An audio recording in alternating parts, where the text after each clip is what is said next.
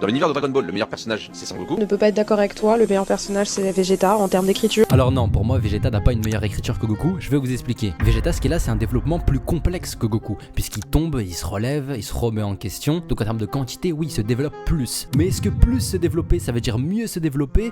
Pas forcément, on va voir ça pour Goku. Lui, Goku, ce qu'il a par exemple, c'est qu'on le suit en tant qu'enfant, donc on le voit être naïf, innocent, jusqu'à prendre des responsabilités. Donc en termes de développement, déjà c'est exceptionnel, de suivre un enfant innocent qui s'en fout un peu de tout, prendre en responsabilité, de voir grandir, devenir adolescent, puis même adulte, et puis même père de famille. En termes de développement, c'est vraiment une folie, il faut s'en rendre compte. Jusqu'à en plus même se développer humainement avec ses origines de Saiyan, se remettre en question sur son identité, sa personne, jusqu'à accepter ses deux facettes de lui-même et être un Saiyan et humain en même temps. Mais même après tout ça, je peux concevoir, je peux te l'accorder Soso, Vegeta reste peut-être mieux développé que Goku, ok. Mais t'as dit en termes d'écriture, et en termes d'écriture, Goku va plus loin. Goku, au-delà même de son évolution, lui-même développe les autres. Et ça donne du poids à son écriture. C'est-à-dire que Goku, lui, directement, parce qu'il est, parce qu'il représente, fait évoluer Piccolo. Piccolo va le suivre, ça va nous être montré subtilement avec mise en scène, etc. jusqu'à complètement changer, inspiré par Goku et son fils Gohan. Vegeta aussi complètement, on rentre complètement là-dedans, inspiré par Goku, le fait d'avoir fondé une famille pour trouver son équilibre, Vegeta va s'inspirer de lui pour devenir meilleur. Et ça c'est incroyable en termes d'écriture puisque c'est subtilement montré, pas comme Naruto par exemple quand il va changer les personnages avec son talk no jutsu éclaté.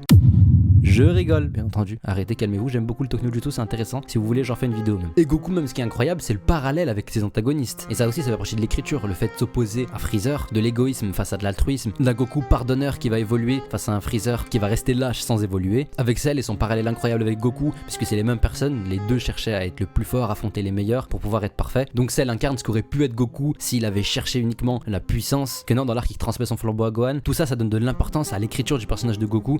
Toriyama a mis beaucoup plus de parallèles qui sont à chaque fois je trouve intéressants. Il a fait évoluer des personnages autour de Goku. Goku lui-même évolue. Ça en fait un personnage beaucoup plus complet. Et en termes d'écriture, je trouve ça beaucoup plus fort que Vegeta, qui pour le coup, oui, je peux l'accorder. En termes de développement, de rebondissement, c'est plus fort, plus impactant émotionnellement. Dites-moi si vous êtes d'accord en commentaire et abonnez-vous, il y a une vidéo par jour.